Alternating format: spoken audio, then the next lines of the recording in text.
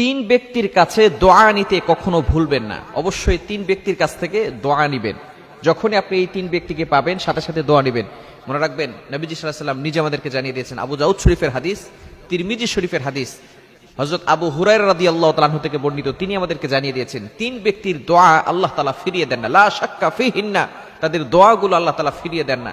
তিন ধরনের ব্যক্তি। নাম্বার 1, এক নাম্বার হচ্ছে মুসাফির ব্যক্তি। যে ব্যক্তি মুসাফির, সফর করে আপনার কাছে এসেছে, সে সফরে অবস্থায় আছে, এই ব্যক্তি হচ্ছে মুসাফির। এই মুসাফির যদি আল্লাহর কাছে দোয়া করে, আল্লাহ তাআলা সাথে সাথে তার দোয়াগুলো অ্যাকসেপ্ট করে নেন, বলেন সুবহানাল্লাহ। এজন্য অনেক সময় আপনাদের এলাকায় বড় বড় ওলামায়ে কেরাম আসেন আলোচনা করার জন্য, আসে নাকি আসে না? যখন তারা আসবে অবশ্যই তাদের কাছ থেকে দোয়া নেবেন, হুজুর আমার জন্য একটু দোয়া করেন, আমার বাচ্চাটার জন্য একটু দোয়া করে দেন।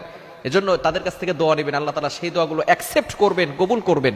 এজন্য এক নাম্বার হচ্ছে দাওয়াতুল মুসাফির, মুসাফিরের কাছ থেকে দোয়া নিতে কখনো ভুলবেন না।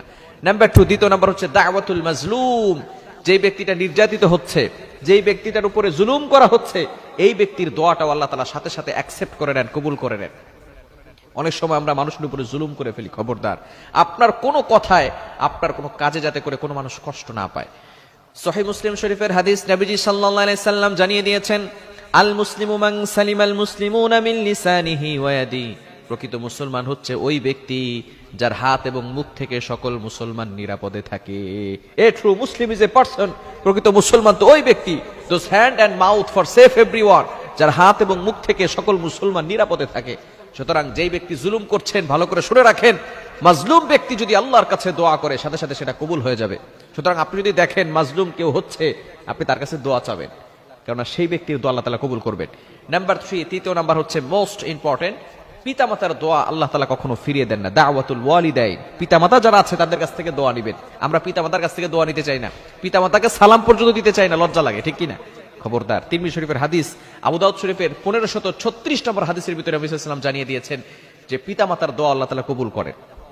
পিতামাতা বদদোয়া দিলেও কবুল হয়ে যায়, দোয়া করলেও কবুল হয়ে যায়। এজন্য পিতামাতার সাথে কখনো খারাপ ব্যবহার করা যাবে, সব সময় পিতামাতার কাছ থেকে দোয়া নিবেন। নবীজি সাল্লাল্লাহু আলাইহি সাল্লাম জানিয়ে দিয়েছেন, পিতামাতা হচ্ছে তোমার জন্য জান্নাত, পিতামাতা তোমার জন্য জাহান্নাম। হুমা জান্নাতুকা ওয়া নারুকা, ইউর প্যারেন্টস আর হেভেনলি ওর হেল, পিতামাতাই হচ্ছে তোমার জন্য জান্নাত, পিতামাতাই তোমার জন্য জাহান্নাম। এজন্য পিতামাতার কাছ থেকে দোয়া নিবেন। আপনি দোয়া নিতে কোথায় যাচ্ছেন? কোন পীরের কাছে যাচ্ছেন? কোন হুজুরের কাছে যাচ্ছেন? জান্নাত তো আপনার ঘরে পড়ে আছে। নবী সাল্লাল্লাহু আলাইহি ওয়াসাল্লাম জানিয়ে দিয়েছেন, আল জান্নাতু তাহতা আকদামিল উম্মাহাত, মায়ের পায়ের নিচে আল্লাহ তাআলা সন্তানের জান্নাত রেখে দিয়েছেন। আর আপনি জান্নাত নিতে কোথায় যান?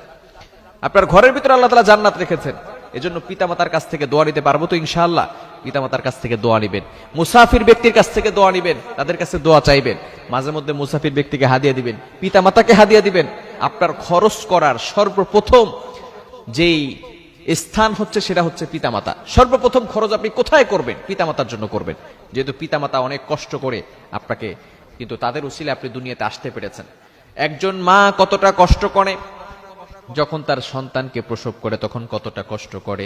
সাধারণত মানুষ 45 ইউনিট ব্যথা সহ্য করতে পারে, কিন্তু একজন মা যখন তার সন্তানকে প্রসব করে 45 নয় 57 ইউনিট ব্যথা সহ্য করে। এজন্য অবশ্যই তাদের কাছ থেকে দোয়া নিতে আমরা ভুলবো না। আল্লাহ পাক রব্বুল আলামিন